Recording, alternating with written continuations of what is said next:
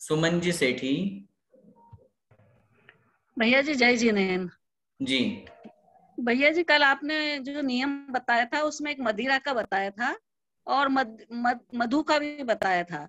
लेकिन हम लोग दवाई लेते हैं बीमारी में, तो उसमें कहीं कहीं जगह पे वो अल्कोहल भी मिला हुआ रहता है, ऐसा रहता है। और उसमें कहीं जगह वो भी रहता है, मधु भी बना रहता है, मिला रहता है, मीठी जैसे सिरप वगैरह पीते हैं तो फिर उसके नियम के लिए क्या करें?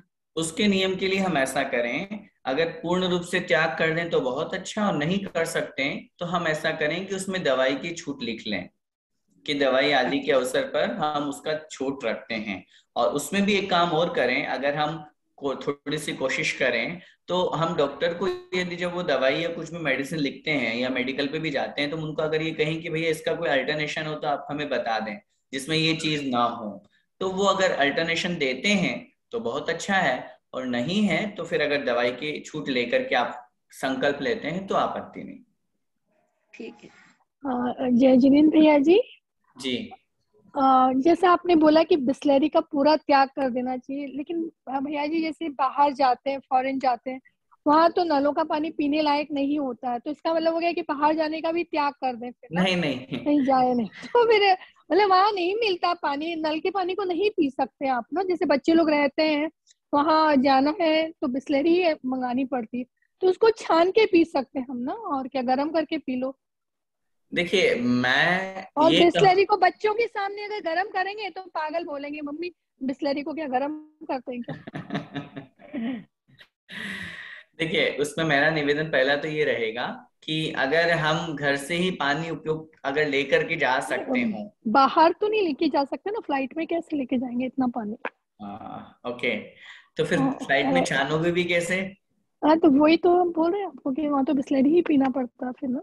अगर कोई छान ऐसी तो स्थिति, सकते हैं, छोटी सी अपने छलनी ले जाके छान सकते हैं, तो चलो उसका तो कोई प्रॉब्लम नहीं होती। ठीक है देखिए ऐसी चीजें अगर बहुत वो लग रहा है अपन को कि अगर पूरा त्याग नहीं कर सकते तो जितना हाँ हो सके वही उतना करें, और ऐसी परिस्थितियों की अपन छूट रख लें। छूट रखते हैं, बाहर जैसे बाहर जाए तो हम लोग ले सकते हैं। जी बिल्कुल, ठीक है भैया, ताकि ठीक है, जय कुछ जय। पाप से तो अपन बचेंगे ही बचेंगे, तो पूरा जय त्याग नहीं कर सकते उसके बहाने अपन कहें या उस निमित्त से कि नहीं अब हम तो छोड़ ही नहीं पाएंगे, जाना आने का काम रहता है, तो फिर ये कहेंगे महीने में मैं 3 दिन की छूट रखती हूँ, 5 दिन की छूट रखती हूँ, इससे ज्यादा नहीं। जय। तो इस तरह का ठीक है, संकल्प ले लें। अष्टमी चौदस जैसा मैंने अभी बताया, उस दिन हो तो कम से कम अपना खुद का तो नहीं, भाई मैं तो नहीं हाँ लूंगी, इस तरह से आप कर सकते ठीक है भैया जी, थैंक यू। हैं। जय जिनेन्द्र। हाँ भैया जी जय जिनेन्द्र। जी अच्छा एक मेरी जिज्ञासा थी, जैसे हम संकल्प अगर नहीं लेते हैं तो फिर बाहर में जो भी दोष होता है उसका दोष हमें किस अपेक्षा से लगता है? जैसे हमने बाहर किसी का हिस्सा तो किया नहीं, फिर तो किस अपेक्षा से लगेगा हमको वो दोष? जो हमें दोष लगता है, पहली बात तो हमने कोई नियम नहीं लिया, तो नियम नहीं लिया तो पहला तो दोष लगा हमारे प्रमाद का, हाँ प्रमाण। कि हाँ भाई हमारे हम खुले खुले हुए छूट है हमारे, तो कभी भी कुछ भी ग्रहण कर सकते हैं। दूसरी बात हमें दोष लगता है अनुमोदना का, नहीं हम उसके बारे में कुछ भी ग्रहण कर कुछ सकते हैं अगर हमारे नियम नहीं है तो। हम दूसरे को भी कह देंगे भाई हाँ हाँ ले ले कोई दिक्कत नहीं है, हमने उसको कारित भी करा दिया। और अगर दोनों ही नहीं कर रहे, ना हम भी ले रहे हैं ना कोई कर रहा, लेकिन कहीं पर भी कोई भी दोष लग रहा है, प्रत्यक्ष रूप से भले ही हमारी अनुमोदना ना हो, प्रत्यक्ष रूप से भले हम ताली नहीं बजा रहे हैं, हाँ नहीं कर रहे हैं, हंस नहीं रहे हैं, लेकिन परोक्ष रूप से हमारी अनुमोदना लगती है। मतलब उस साइलेंट परोक्ष रहने रूप, से, हाँ जी, साइलेंट रहने से। हाँ साइलेंट अगर रहने से उससे भी तो अनुमोदना लगती है।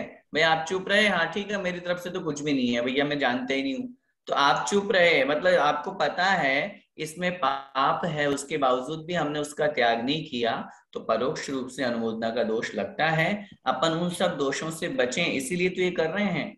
अच्छा सबसे बड़ा पाप है प्रमाद का, हम अज्ञानी बने हुए हैं, हम अप्रमत्त बनना ही नहीं चाह रहे हैं, हम प्रमत्त बने, हाँ ठीक है भैया जो हो रहा है होने दो, हमें नहीं लेना देना, कुछ भी आए हाँ हाँ ठीक है तुम तो खाने दो आने दो, सब चीजें हो गई। और अगर हम नियम लेंगे तो हम हमेशा सावधान रहेंगे, हमारी प्रमाद अवस्था दूर होगी, हम आत्मा के करीब पहुंचने का प्रयास करेंगे, और ये हमारी भावना रहेगी मुझसे कहीं कोई गलत चीज तो न ग्रहण हो जाए। तो वो सावधानी ही हमें नियम की ओर अग्रसर करती है।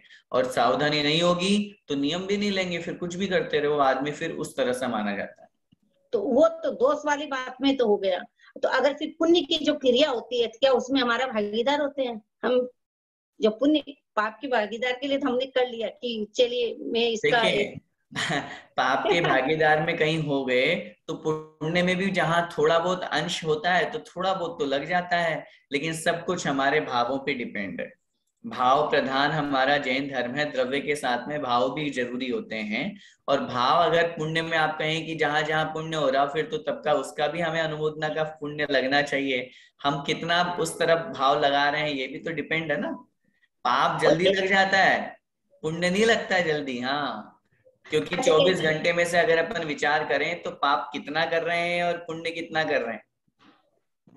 अच्छा, रात को सोते वक्त हमारे दोस्त लग जाते हैं, जैसे स्वप्न में हम त्याग करके तो सो गए, लेकिन स्वप्न में तो हमारे दोस्त लग जाते हैं, कभी कभी खा भी लेते हैं, खाने के सपने आ जाते हैं, तो उसके हमें क्या करना चाहिए? उसके लिए हम उन सपनों से बचने के लिए रात्रि में सोते समय खाने पीने की बातें ना करें, खाने पीने का चिंतन ना करें, क्योंकि दिन भर हम जो करते हैं रात्रि में सोते समय जो हम ख्याल करते हैं वही हमारे सपने में आते हैं। और सपने में आए हुआ कोई भी बात है जो उसका दोष लगता ही लगता है। सुपने मदि दोष लगाई आलोचना पाठ में भी अपन पढ़ते हैं। तो उसके लिए अपन ये करें कि ऐसा चिंतन ना करें और रात्रि में सोने से पहले अपने मन को मस्तिष्क को अच्छी तरह से सावधान करके सोएं, भक्तामर का पाठ करके सोएं, माला जाप करके सोएं। सब विकल्पों से दूर होकर के सोएंगे तो ऐसे सपने नहीं आएंगे, और ऐसे सपने नहीं आएंगे तो दोष से बच जाएंगे। अगर ऐसे आ गए तो हमें क्या करना चाहिए? नहीं आ गए तो देखो, आ गए में तो कोई दिक्कत है। ऐसे तो अभी अपन गृहस्थ में ही है ना, अभी आपको कोई प्रायश्चित थोड़ी ना बताया जा सकता है कि आ गए तो क्या करें। अभी कहीं कहीं उपवास के दिन में मतलब कभी आ जाते हैं कुछ ऐसे, तो मन में बहुत विकल्प हो जाता है, फिर उसके लिए क्या करें? उसके लिए अपने मन को शांत करने के लिए कोई वस्तु का आप त्याग कर सकते हैं, जो आपकी प्रिय वस्तु हो। कोई रस है दिन के हिसाब से कि कल मैं इसको ग्रहण नहीं करूंगी, ऐसा मेरे मन में विकल्प आ गया तो ऐसा कर सकते हैं, माला जाप आदि कर सकते हैं। हाँ ठीक है, धन्यवाद भैया जी। जय जी। बस आज के लिए इतना ही, काफी समय हो गया। शेष प्रश्नों का उत्तर हम कल देंगे। सबके प्रश्नों का उत्तर मिलेगा, आप चिंता नहीं कीजिएगा। बस बोले द्वादशांग जिनवाणी माता की जय। संत शिरोमणि आचार्य भगवंत 108 श्री विद्यासागर जी महामुनिराज की जय। पूज्य गुरुदेव निर्यापक श्रमण मुनि पुंगव श्री सुधा सागर जी महाराज की जय। अढ़ाई द्वीपस्थ समस्त महामुनिराजों की जय। सभी को जय जिनेन्द्र।